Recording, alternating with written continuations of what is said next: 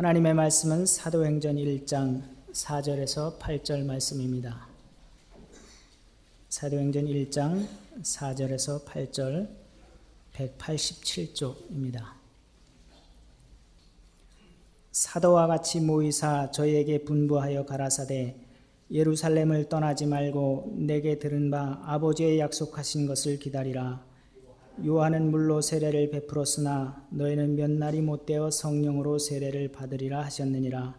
저희가 모였을 때에 예수께 묻자와 가로되 주께서 이스라엘 나라를 회복하심이 이때이니까 하니 가라사대 때와 기한은 아버지께서 자기의 권한에 두셨으니 너희의 알 바 아니요 오직 성령이 너희에게 임하시면 너희가 권능을 받고 예루살렘과 온 유대와 사마리아와 땅끝까지 이르러 내 증인이 되리라 하시니라. 아멘. 모든 결과는 과정의 산물입니다. 과정 없는 결과란 아예 존재할 수가 없습니다.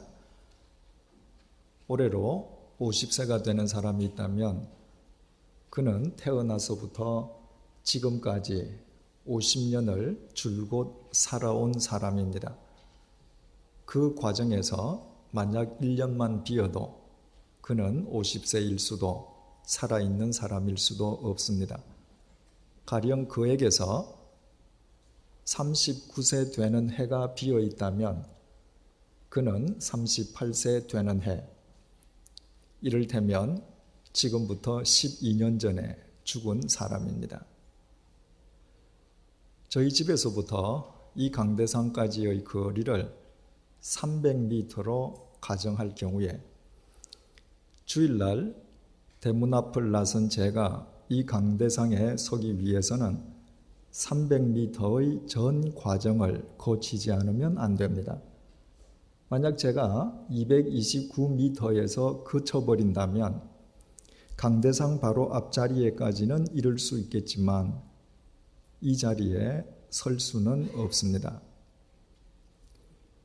12시는 11시가 지나야 되고 월요일은 주일이 끝난 다음에 찾아오고 가을은 여름 다음에야 이르게 됩니다. 만사가 다 이와 똑같습니다. 이처럼 결과란 곧 과정의 축적이기에 과정의 질과 수준이 곧 결과의 수준과 질이 되는 것입니다. 지혜로운 사람들이 과정을 중요시하는 까닭이 바로 여기에 있습니다. 그러나 누구보다도 과정을 소중히 여기시는 분은 우리 하나님이십니다. 우리를 사랑하시는 하나님께서는 우리에게 언제나 최선의 결과를 주시기를 원하시기 때문입니다. 인간을 사랑하시는 하나님께서 천지를 창조하실 때 인간을 단지 사랑하신다는 이유만으로 제일 먼저 창조하시지 않았습니다.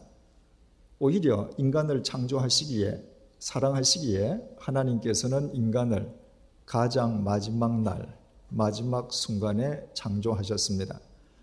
만약 하나님께서 사랑만을 앞세워서 인간을 제일 먼저 창조하셨다면 인간은 공허하고 혼돈한 흑암 속에서 추위와 배고픔과 막막함으로 상당 기간 떨어야만 했을 것입니다. 그것은 자신을 위한 이기심일 수는 있지만 상대를 위한 사랑일 수는 없습니다. 하나님께서는 먼저 하늘의 일월 성신과 땅 위의 산천 초목 등 인간에게 필요한 것을 완벽하게 준비하시는 과정을 철저하게 거치신 다음 인간을 창조하시고 인간으로 하여금 그 속에서 모든 것을 누리며 살게 해 주셨습니다. 이를테면 마지막 순간에 인간을 창조하시기까지의 전 과정이 인간을 향한 하나님의 사랑이었던 것입니다. 지금부터 4000년 전 75세의 나이가 되기까지 자식을 갖지 못했던 아브라함을 하나님께서는 믿음의 조상으로 선택하셨습니다. 그렇지만 선택 즉시로 그에게 자식을 주신 것은 아니었습니다. 무려 25년 동안 믿음의 과정을 먼저 거치게 하심으로 아브라함을 믿음의 사람으로 확고하게 먼저 세워주셨습니다. 믿음의 사람만이 믿음의 자식을 낳아서 믿음의 자식으로 기를 수 있고 결과적으로 그 믿음의 자식으로 인해서 믿음의 조상이 될 수 있기 때문이었습니다. 만약 아브라함이 그 과정을 거치지 않았던들 아브라함은 4,000년 전 중동에서 바람처럼 왔다가 먼지처럼 사라져 버릴 것이고 우리가 그를 믿음의 조상으로 기리거나 기억할 까닭은 전혀 없습니다. 따라서 하나님께서 아브라함으로 하여금 무려 25년 동안이나 믿음의 과정을 거치게 하셨던 것은 그 또한 아브라함에 대한 하나님의 지극한 사랑의 발로였습니다. 주님께서는 이 땅에서 승천하시기 직전에 사랑하는 당신의 제자들에게 마지막 유훈의 말씀을 남겼는데 그 내용이 본문 8절에 기록되어 있습니다. 오직 성령이 너희에게 임하시면 너희가 권능을 받고 예루살렘과 온 유대와 사마리아와 땅 끝까지 이르러 내 증인이 되리라 하시니라.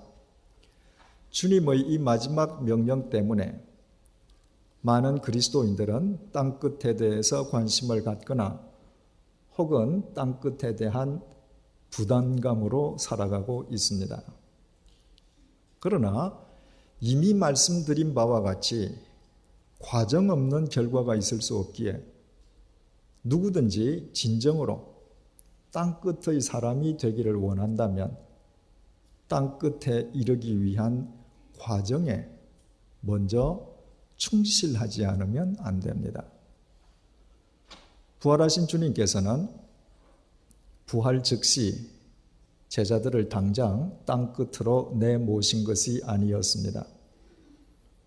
주님께서는 먼저 제자들을 갈릴리로 돌아가도록 명령하셨습니다. 갈릴리는 제자들에게 삶의 터전이었습니다.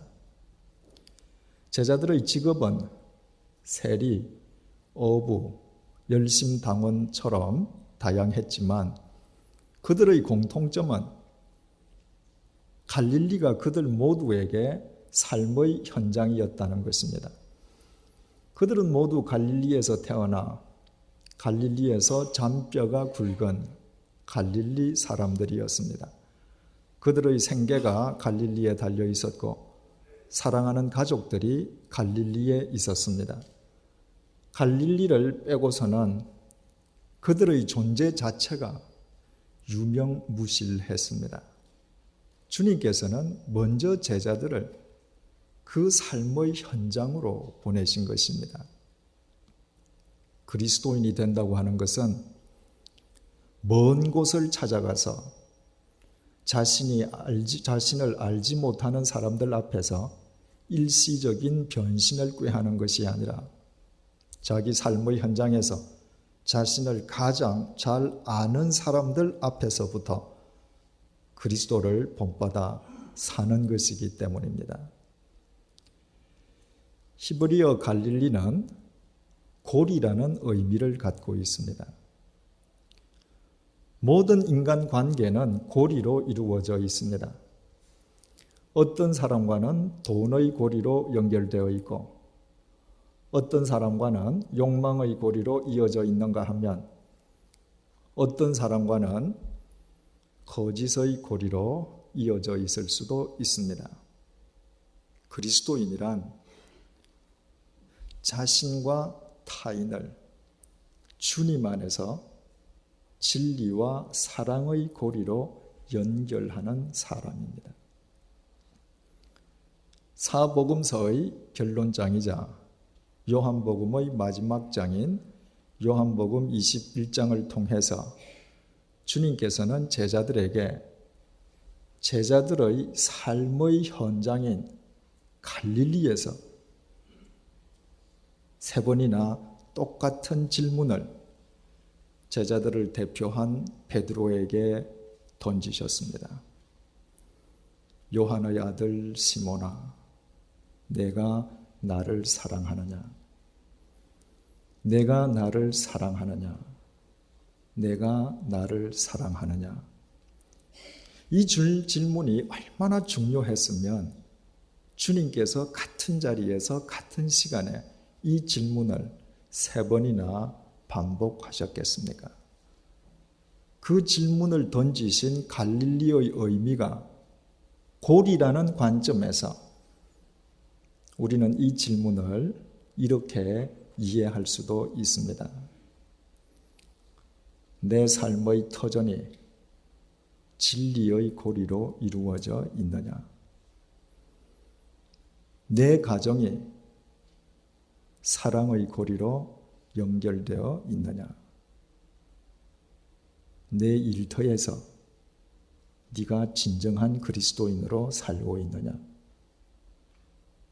내 아내 앞에서 그리스도인답게 행동하고 있느냐? 내 남편에게 그리스도인의 처신을 하고 있느냐? 내 자식 앞에서 그리스도인의 본을 보이고 있느냐? 내 부모에게 그리스도인의 의무를 다하고 있느냐?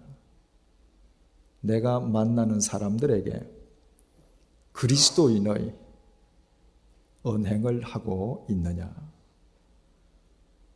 주님께서는 제자들을 가장 먼저 삶의 현장으로 되돌아가게 하심으로 이처럼 제자들이 자기 삶의 현장에서 자신과 관련된 사람들과 바른 고리, 다시 말씀드려서 진리 안에서 사랑과 진리의 고리로 엮어져 있는지 스스로 점검케 하신 것이었습니다.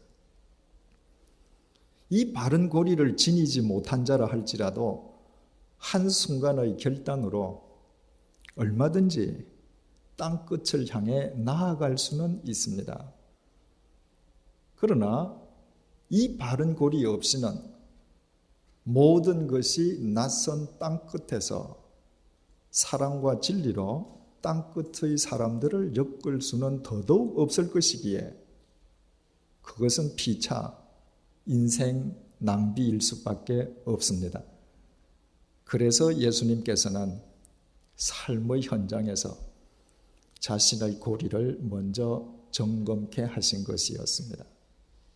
인간 관계에서 사랑과 진리의 고리가 아닌 것은 아무리 단단해 보여도 언젠가는 반드시 끊어지고 맙니다. 진리와 사랑의 고리가 아닌 것은 그 형태가 어떠하든 본질적으로는 새끼줄과 다름없습니다. 갈릴리에서 제자들로 하여금 자신의 고리를 점검케 하신 주님께서는 제자들과 함께 예루살렘으로 올라오셨습니다. 그렇다면 예루살렘과 온 유다와 사마리아와 땅끝까지 이르러 내 증인이 되리라고 명령하신 주님이셨기에 그 예루살렘으로부터 즉각 제자들을 땅끝으로 내보내심이 마땅할 것 같습니다. 그러나 오늘 본문 4절에서 5절은 전혀 다른 사실을 전해주고 있습니다. 사도와 같이 모이사 저희에게 분부하여 가라사대 예루살렘을 떠나지 말고 내게 들은 바 아버지의 약속하신 것을 기다리라. 요한은 물로 세례를 베풀었으나 너희는 몇 날이 못 되어 성령으로 세례를 받으리라 하셨느니라. 주님께서는 제자들에게 오히려 예루살렘을 떠나지 말고 예루살렘에서 하나님께서 약속하신 것을 기다리라고 명령하셨습니다. 무작정 땅끝을 향해 나아가는 것이 능사가 아님을 주님께서 우리에게 일깨워 주셨습니다. 여기에서 하나님께서 약속하신 것이란 바로 성령 강림, 성령 세례였습니다. 이에 대해서는 오순절 성령 강림을 소개하고 있는 사도행전 2장에서 우리 함께 깊이 살펴보도록 하겠습니다. 오늘 이 시간 우리가 유의하고자 하는 것은 예수님께서 떠나지 말고 성령님을 기다리라고 지정하신 장소가 예루살렘이라는 점입니다. 예루살렘을 떠나지 말고 예루살렘에서 기다릴 것을 명령하신 것입니다. 제자들과 예루살렘은 불가분의 관계였습니다. 갈릴리에서 태어나서 갈릴리밖에 알지 못하던 제자들은 예수님을 따라다니면서 예루살렘과 밀접한 관계를 맺게 됩니다. 예수님께서 성전에서 사람들을 가르치신 곳도 예루살렘이었고 예수님의 고난과 부활의 현장 자체가 바로 예루살렘이었습니다. 따라서 제자들에게 예루살렘은 갈릴리 다음 가는 중요한 삶의 현장이었습니다. 그러나 예루살렘은 그보다 더 중요한 의미를 지니고 있습니다. 히브리어 예루살렘의 의미는 평화의 터전입니다. 따라서 예수님께서 제자들에게 예루살렘을 떠나지 말고 예루살렘에서 성령 강림을 기다리라고 명령하셨다는 것은 평화의 터전을 떠나지 말고 평화의 터 위에서 성령 강림을 기다리라고 명령하신 의미였습니다. 바꾸어 말씀드리면 땅끝으로 나아가기 전에 성령 안에서 먼저 평화의 사람이 될 것을 요구하신 것입니다. 부활하신 주님께서는 처음 제자들을 갈릴리로 돌아가도록 명령하셨습니다. 오늘 본문 4절에서는 예루살렘을 떠나지 말고 예루살렘에서 성령 강림을 기다릴 것을 분부하셨습니다. 그런가 하면 본문 8절에서는 예루살렘을 넘어 온 유대와 사마리아와 땅끝까지 이르러 주님의 증인이 될 것을 명령하셨습니다. 그렇다면 주님의 이 세 명령을 종합하면 무슨 의미가 되겠습니까? 땅끝의 사람이 되기 위해서는 자기 삶의 현장인 갈릴리에서 사랑과 진리의 고리를 이루는 것으로부터 시작해서 평화의 터전인 예루살렘을 거치는 과정을 반드시 이행하지 않으면 안 된다는 것입니다. 바꾸어 말씀드리면 자기 삶의 현장을 평화의 고리로 엮을 수 있는 사람만 땅끝의 사람이 될 수 있다는 것입니다.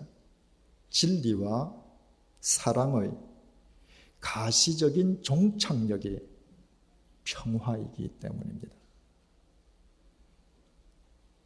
갈릴리에서 태어나서 갈릴리에서 잔뼈가 굵은 제자들에게 유대나 사마리아나 땅끝이기는 매 한 가지였습니다. 만약 그들이 지금 두 발 딛고 있는 삶의 현장에서 사람을 평화의 고리로 엮을 수 있는 평화의 사람이 되지 못한다면 애써 땅끝을 찾아가 본들 그 땅끝의 이질적인 사람들 중에서 누구와 더불어 화평의 삶을 살 수 있겠습니까? 고작 다툼과 갈등밖에 더 일으키겠습니까? 이 말을 뒤집으면 이런 의미가 됩니다. 자기 삶의 현장을 진리와 사랑 그리고 평화의 고리로 엮어갈 수 있는 사람이라면 결과적으로 바로 그가 있는 곳이 땅끝이라는 것입니다. 땅끝은 결코 지리적으로 먼 곳만을 의미하지 않습니다. 죽어가는 영혼이 있는 곳이면 어디든 바로 그곳이 땅끝입니다. 따라서 어디에 있든 자기 삶의 현장을, 그 현장에서 자신과 관련된 사람들을 평화의 고리로 엮을 수 있는 평화의 사람이라면 그가 있는 곳에서 죽은 영혼들이 살아날 것인즉 바로 그의 삶의 현장이 진정한 땅끝이 되는 것입니다. 평화의 사람이 된다는 것은 결코 거창하지 않습니다. 그것은 성령님 안에서 자신의 마음을 굳게 지키는 것입니다. 이사야서 26장 3절 말씀을 표준 세번역 성경으로 읽어드리겠습니다. 주님께 의지하는 사람들은 늘 한결같은 마음을 가진 사람들이니 그들에게 완전한 평화를 주시기 바랍니다. 평화는 하나님을 의지하는 사람들의 한결같은 흔들림 없는 마음에서부터 비롯됨을 일깨워주고 있습니다. 사람들은 흔히 평화라고 하면 황혼의 들녘이나 잔잔한 호수 위를 평화로이 날아가는 새떼를 연상합니다. 그러나 그것은 진정한 의미에서 평화가 아닙니다. 그것은 비바람이 몰려오는 즉시로 깨어지고 맙니다. 참된 평화의 터전은 어떤 폭풍우 속에서도 전혀 흔들리지 않는 인간의 마음입니다. 마음이 흔들리는 만큼 평화는 깨어집니다. 마음이 흔들리지 않으면 어떤 상황 속에서도 평화는 지켜집니다. 이것이 예수님께서 제자들에게 예루살렘을 떠나지 말고 예루살렘에서 성령 강림을 기다리라 명령하신 까닭입니다. 오직 성령님 안에 거하는 자의 마음만 평화의 터전을 일굴 수 있는 텃밭이 되기 때문입니다. 그렇지 않겠습니까? 천지를 창조하신 하나님의 영께서 함께 하신다면 성령님께서 붙잡고 계시는 그 마음을 이 세상 그 무엇이 빼앗거나 뒤흔들 수 있겠습니까?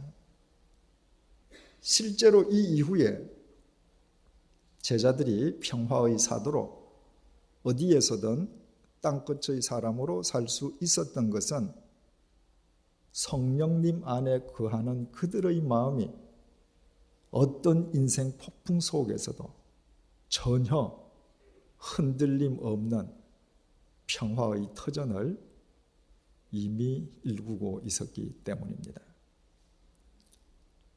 우리는 길이요 진리요 생명이신 예수 그리스도의 말씀을 쫓는 그리스도인들입니다.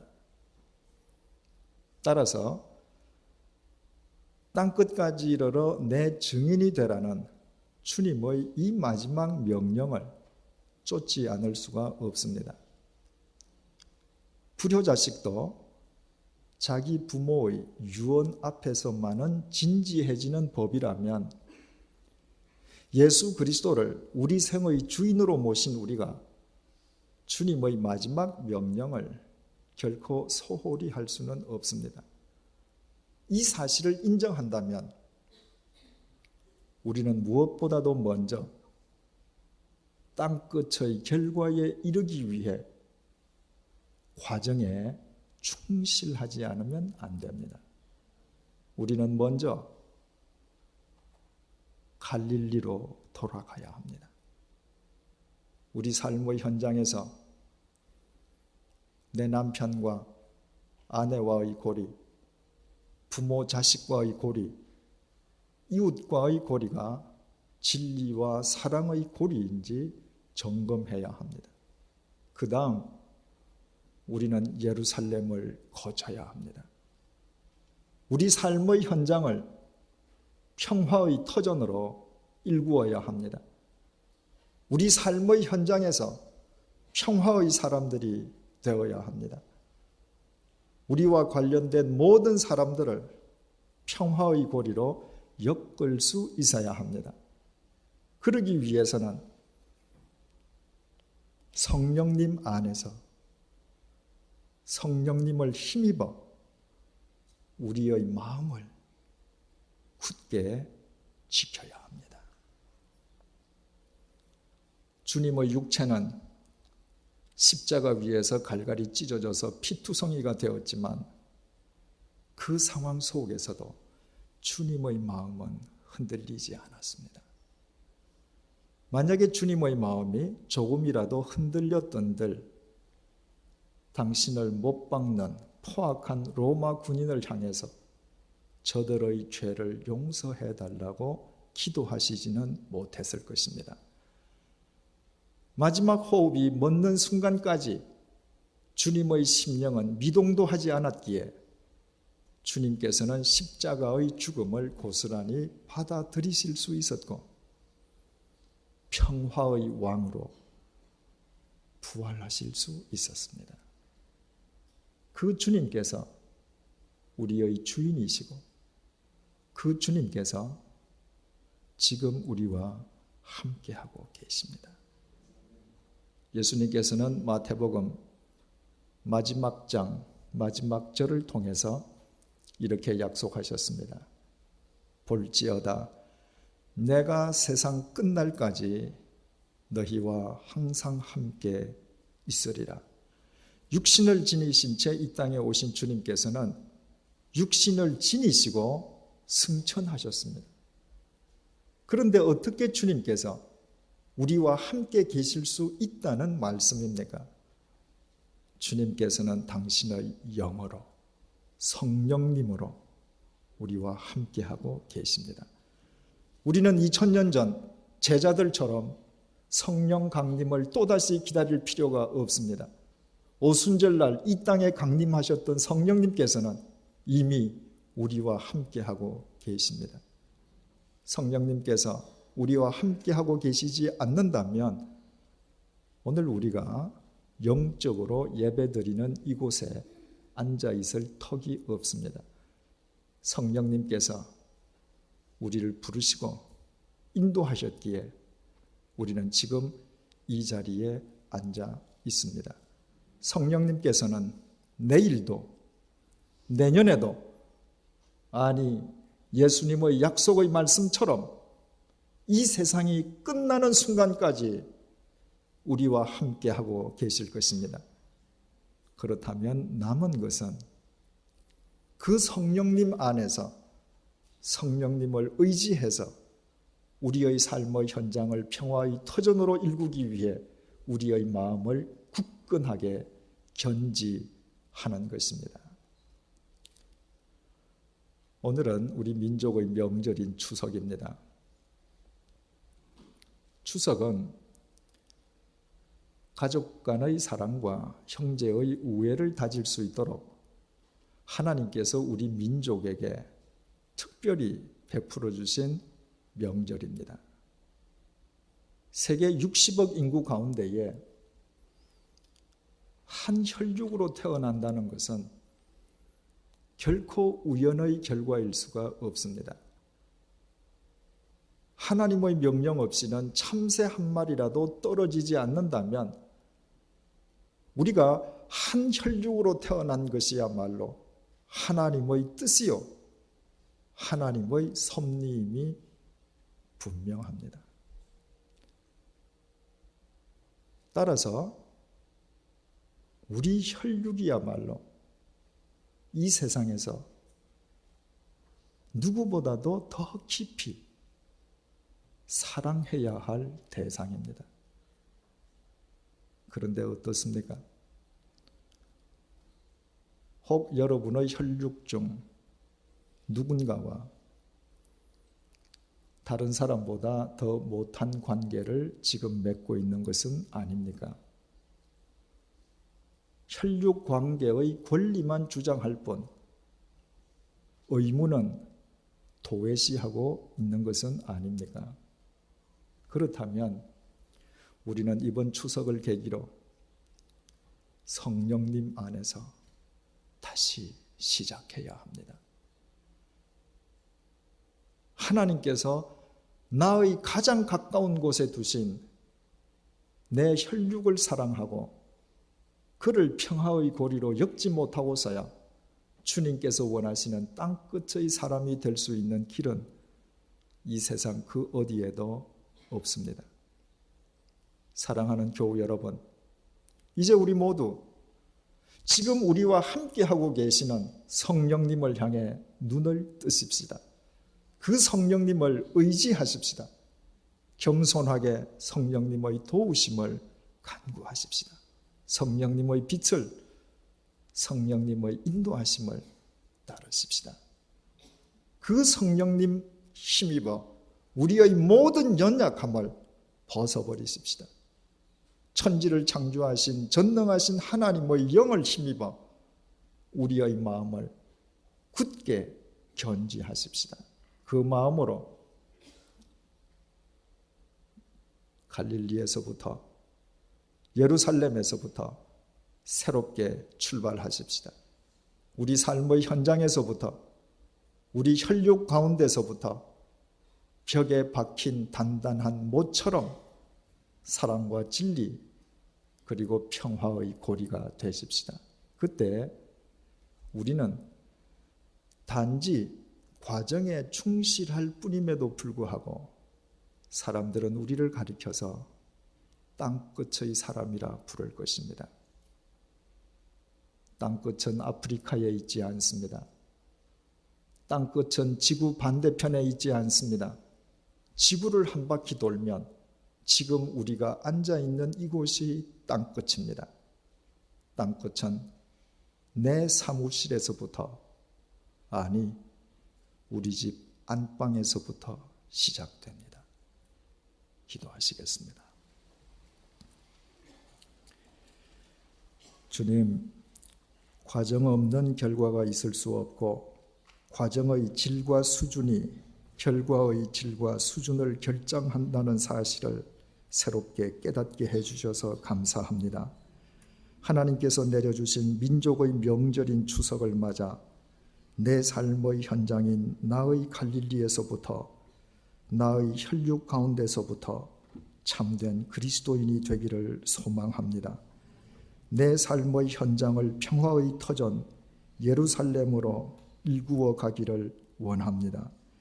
이 시간 나와 함께하고 계신 성령님을 내 인생의 주인으로 모십니다. 성령님께서 나의 허물을 덮어주시고 부족함을 채워주시며 견고한 마음을 허락해 주십시오. 성령님 안에서 흔들림 없는 마음으로 나의 집 안방에서부터 진리와 사랑, 평화의 고리가 되게 도와주십시오. 날마다 갈릴리와 예루살렘의 과정을 충실하게 거치도록 성령님의 빛으로 인도해 주십시오. 그래서 땅끝이 멀리 있는 것이 아니라 결과적으로 나의 사무실과 나의 집 안방이 땅끝의 시발점인 동시에 종착점임을 나의 삶으로 증거하는 기쁨을 누리게 도와주십시오. 예수님의 이름으로 기도드립니다. 아멘.